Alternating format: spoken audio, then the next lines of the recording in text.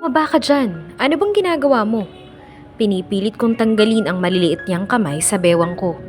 Pero daig pa nito ang tuko sa pagkakakapit sa akin. No, if you don't want to help me, I'll go with you. Huwag makulit. Baba na. No. Lalong humigpit ang hawak nito sa akin. Naiiling na lamang ako. Hindi ko alam pero wala na akong nagawa kundi ang magpedal ulit. Siguro nga nawawala ito. Mahirap na rin kung iiwan ko dahil baka mas mapahamak pa ito. Sana lang talaga ako ang hindi mapahamak sa ginagawa ko ngayon. This is crazy. Bulong ko bago mabagal na nagpedal, mahirap na at baka malaglag ang bubwit sa likod ko na parang tuko ang pagkakakapit sa damit ko. Is this your house? Tanong nito nang makarating na kami sa bahay. Oo, may problema. She shrugged her shoulder. I am just asking. Bakit ang tagal mo? Maglulu. Bungad ni mama nang makapasok kami ng bahay pero bigla itong napatigil nang may makitang bata sa likuran ko. Teka, bakit may dala kang life size na manika? Saan mo to nabili? Lumapit siya sa batang kasama ko at pinakatitigan nito. Hindi yan manika. Tiyanak yan. Hey, I heard you. I'm not tiyanak. Angal nito at sinamaan ako ng tingin pero hindi ako papatalo sa kanya. Wow, napakagandang bata. Lumapit si mama dito. Saan mo ito napulot? Sa basurahan. Pamamiloso po ko. You really have a bad mouth, you witch. Pero dinilaan ko lang ito. Don't mind her, darling. Kulang kasi siya sa buwan kaya medyo may sayad sa utak. Saad ni mama bago nito hinila ang bata papuntang kusina. Do you wanna eat? What was that? Pumunta ako sa kwarto ko upang kunin ang cellphone ko. Kailangan ko nang makauwi. At kailangan na din makauwi ng batang iyon dahil baka hinahanap na ng pamilya niya. Kumakain siya ng cupcake nang maabutan ko habang abala naman si mama sa pagluluto. Here, call your parents. Saad ko at inabot sa kanya ang cellphone. Imik na kinuha naman ito at nagsimula ng magpipindot ng numero. You don't have a load? Kunot noong tanong nito. Oh, oo nga pala. Hindi ako naglo-load ng pantawag dahil may internet naman sa bahay. Messenger ang ginagamit kong way of communication. You're poor. Because she's jobless. Singit naman ni mama. Pasensya na kayo. Ako lang to, yung mahirap na wala pang trabaho. Palamunin lang ang role sa mundo. Pagdadrama ko bago naupo sa dining table. Do you want to have a job? Biglang tanong ng paslit na katabi ko habang ngumunguya ng cupcake. I raised my eyebrow. I can give you one. I can give you one. Pinagluloko mo ba ako? I am not a liar, okay? Mataring na sagot nito. Sige nga, anong trabaho ang ibibigay mo sa akin? Pagsakay ko sa trip niya. Be my nanny. Tumawa ko sa sinabi niya. This kid really knows how to make a joke. Alam mo kung baliw ako, mas baliw ka. Ilang taon ka na ba, ha? Kung makapagsabi na bibigyan ako ng trabaho, akala mo'y napakatandang tao. Tapos ang gusto pala gagawin lang akong alipin niya. No way. Crazy? I am already 7. You are just 7. Ano naman ang ipapasweldo mo sa akin? Tsaka wala akong balak mag-alaga ng maarting gaya mo, no? Diretsang saad ko. Hindi nga ako nagturo dahil ayaw ko sa bata. Tapos gusto niya akong maging nani ng gaya niyang Manlita. Catherine, filter your words. Bata yung kausap mo. Saway ni mama pero hindi ko ito pinansin. Bata nga itong kausap ko pero mas maldita pa sa akin. My dad is rich. He owns a big company. He can pay you. Really, huh? You can scam me, kiddo. You are wasting an opportunity, witchy-bitchy. Ganti nito. She even gave me a name. Hinayaan ko siya. Nababatukan ko. Pero nakita ako ni mama at binigyan niya ako ng matalim na tingin. Kaya ibinaba ko ang kamay ko. No, I am just wasting my time to talking to you. Just finish your cupcake and we will find a way for you to go home. I like your attitude, she suddenly said. You have a smart mouth, but you are not bad. Bigla kong iniwas ang tingin ko sa kanya sa sinabi niya. I can't help but to smile. I am not bad. I am worst. She rolled her eyes. You are not worst. You are small. Hinayaan ko ito ng suntok nang biglang lumabas si Mama mula sa kusina. Catherine, pati ba naman bata pinapatulan mo? Malakas na saway nito. Palihim na dumila sa akin ang tiyanak na nasa harapan ko. Kaya pinanlakihan ko ito ng mga mata. Napaka-attitude na bata. Everyone is agitated when I get home. I crest my forehead. I just got home from the airport. I was about to change my clothes and go to the office. But when I got home, everyone was in panic. What's happening? They all look at me with a worried face. Sir, kasi po, hindi ko po alam, What? I am tired from my business trip. I want to rest but when I entered the house, all of them are busy arguing about something. Nawawala po si Natalia, one of the maids said. My head exploded because of what I heard. Are you all fucking useless? I even shouted. Iniwan ko lang po siya sa garden para kumuha ng merienda niya. Pagbalik ko po, wala na siya. Hinanap na po namin pero hindi namin makita. She's in the verge of crying, scared of the possible things that might happen. She should be, because if there's something wrong happened to my daughter, I will make her pay. All of them. Natalia is just a kid and they are too many, yet no one noticed where did she go. What are they even doing? Daughter. I knew that she is a little bit a brat, but she will not go somewhere unless she's with someone. If I didn't find here, ready yourselves. I warned them before I leave the house again. I should be resting now, but because my daughter is missing, I am somewhat more stressed. I called someone before I started the engine. I am even more pissed off when it took so long before he could answer my call. Hello? Locate Natalia. She's missing. I commanded. Huh? Now. She's missing and according to Gavin, she's near your place. I was sleeping all day. I didn't let him finish to talk. Then get up and find her. I'll be there. I am already in the way. I said and dropped the call. I drive faster. I need to find her as soon as possible. That Brad is giving me a heartache. Alan mo, tanong ko sa batang prenteng nakadapa sa kama ko habang nanonood ng TV. Dapat pagkakain namin ng tanghalian, hahanapin na namin ng tito ng batang ito. Pero ayaw na niyang pumayag. Si Mama naman ay gustong-gusto ito. Nakalimutan na yatang hindi namin kilala ang batang ito. At malamang ay nag-aalala na ang mga magulang nito sa kanya. Why would I give you my name? You are still a stranger.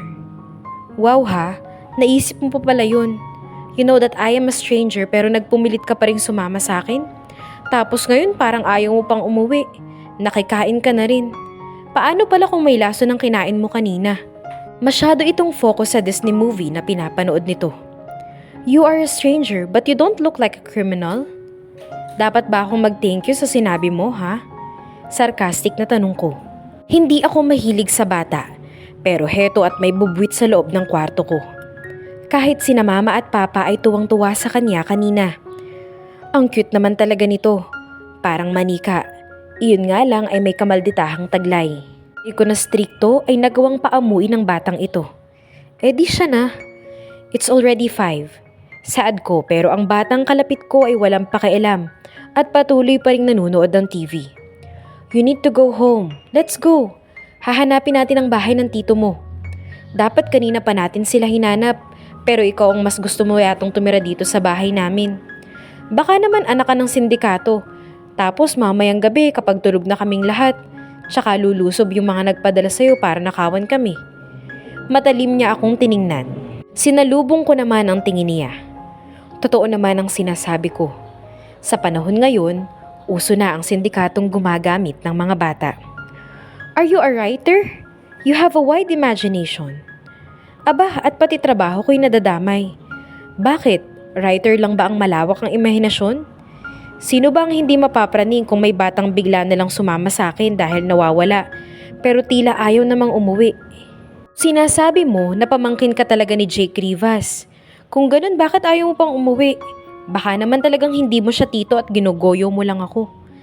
Kahit hindi ako sigurado kung sino ba talaga ang tito ng batang ito. Imposible namang si Jake Rivas dahil sikat na sikat iyon. Baka fan ang nanay nito, ni Jake Rivas, kaya pinakilalang tito. Ganun naman madalas eh. Minsan nga tatay pa. Minsan may mga delusional fans talaga na mapang-angkin. I am not yet done watching the movie. Reklamo nito. Ayaw mo bang umuwi? Paano kung hinahanap ka na ng magulang mo? Sigurado ako na nag-aalala na sila sa'yo. Maghapon ka na dito sa amin. Aba, masyado ka ng feel at home ha? Anong akala mo sa bahay namin? Bahay ampunan? Makadapa siya sa kama ko, akala mo close kaming dalawa. Sa dami ng sinabi ay tila wala siyang pakialam. Ang sarap talaga niyang ihagis sa bintana. Dad can find me. Can you see this? Itanaas nito ang kamay at may bracelet itong suot. Malamang, hindi naman ako bulag no? You are not blind but you are crazy. Napakatalas talaga ng dila mo. Gusto mong putulin ko yan? Nanggigigil na sabi ko sa kanya. Same to you.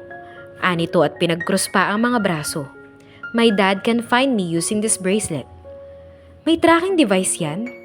I ask and hold her hand para matingnan ng maayos ang bracelet na suot niya. Ang astig naman, parang sa mga action movies lang. May pa-tracking device pang nalalaman. What do you think? Nakataas ang kilay na tanong nito. But my dad is still out of the country, so I doubt if he is looking for me now. Binitawan ko ang kamay niya. Mayo ka na dyan at kailangan mo nang umuwi bago pa magdilim. Kahit pa may suot pa itong tracking device, hindi naman ako pwedeng magpa-easy-easy na lang. Kailangan na niyang makauwi bago pa siya hanapin. At baka isipin ng mga magulang nito, nidnap ko talaga siya. Lalo na at wala pa pala sa bansa ang ama nito. Kaya kailangan ako na mismo ang maghatid bago pa ito hanapin. Naman ito sa kama at muling sinuot ang sapatos niya. Ate, kailan ka nahilig sa manika? It's Kelsey. Nanlaki ang mata nito habang nakatingin sa batang nasa tagiliran ko. Kadarating lang nito at eksaktong paglabas namin sa kwarto ko ay papasok naman ito sa kwarto niya. Magkatapat lamang ang kwarto naming dalawa. Anong pinagsasabi mo? Mukhang pati siya ay pinagkamalang manika ang batang kasama ko. Wow, mukhang mamahalin. She pinched her cheeks. Tinabig naman ito ng bata. I am not a doll. I know I am pretty but I am not. Don't pinch my neck. It hurts. Maarting saad nito. I rolled my eyes. Ate, alam kong pangarap mong magkaanak. Pero hindi mo kailangang kumidnap ng anak ng iba. Dapat naghanap ka na lang ng sperm donor mo. Ang pagnanakaw ng anak ng iba ay isang krimen. Sinapak ko siya para matauhan. Kung ano-ano ang tumatakbo sa utak niya. Manahimik ka at wala akong alam sa pinagsasabi mo. Hinawi ko siya at naglalakad na papuntang sala. Kailangan ko na talagang maiuwi ang batang ito para manahimik na ulit ako. Nak, saan kayo pupunta? Tanong ni Mama nang makita niya kaming palabas na ng bahay. Hahanapin namin ang tito niya. Dito lang daw nakatira sa subdivision natin. Sagot ko. Darling, don't forget to visit me again, okay? My mom said and caressed the little kid head. Will you give me cupcakes again? Nagpapakyut na tanong naman ito. Tingnan mo ang batang to. Kapag ako ang kaharap may sungay, pero ang bait-bait sa harap ni Mama. Not just cupcakes, I will bake cookies for you too. Napaismid ako. Close na talaga sila. Akala mo matagal nang magkakilala. Samantalang ako, hindi niya pa pinagbe-bake. Madalas kumukupit lang ako ng cookies na binebenta niya. Maalis na kami. Kailangan na talagang umuwi ng batang to. Sigurado akong hinahanap na to ng mga magulang niya. Baka mamaya, isipin pa nila na kinidnap pa natin yan. Sige anak, mag-ingat kayo. Ingatan mo tong manikang batang to. Kami sa bisikleta ko. Muli siyang naupo sa likod nito habang nakayakap sa akin ng mahigpit. Kumapit kang mabuti at baka malaglag ka. Sayang ang binti mo, magagasgasan. Gusto mo ba yun? Saad ko bago nagsimulang magpedal. Hindi ko alam kung saan magsisimulang maghanap. Pero kailangang makauwi na ang batang ito bago pa dumilim. Hindi pa kami nakakalayo nang may biglang kotseng humarang sa dinadaanan namin. Muntik na kaming mabangga. Buti na lang at nagpreno ito. Gayon din naman ako. Kung hindi ay hahalik sana ako sa kalsada. Binaba ko ang batang angkas ko sa bisikleta bago sinugod ang kotse. Bumaba ka nga dyan. Muntik mo na kaming mapatay, ano ka? Bumaba ka, sigaw ko habang pinupukpok ang unahan ng kotse. Napanga ako nang bumukas ang pinto ng driver's seat at tuluyang humaba ang sakay nito. Ay, ang gwapo! Sabi ko sa aking isip. Kel, the kid behind me exclaimed. You brat! Saad naman ng lalaki bago niyakap ang batang nagtatakbo papalapit sa kanya. She is not lying. Tito nga niya, ang sikat na artistang si Jake Rivas.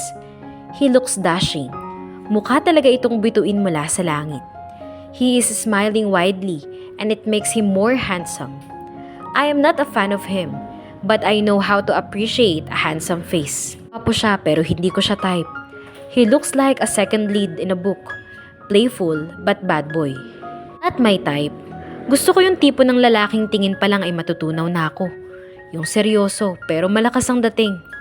Saan ka ba nagpunta at umalis ka ng bahay nang walang paalam? Everybody's worried about you. Your dad even called me. Nag-aalalang saad ni Jake. He even checked the kid's body. Mukhang alalang-alala ito sa pamangkin. Wala siyang dapat ipag-alala dahil mapamaraan ang pamangkin niya. Iyon nga lang, sa lahat ng hihingi ng tulong ay mas matapang pa ito sa tutulong. Masyadong matalas ang dila nito na minsan ay parang masarap ng pitikin.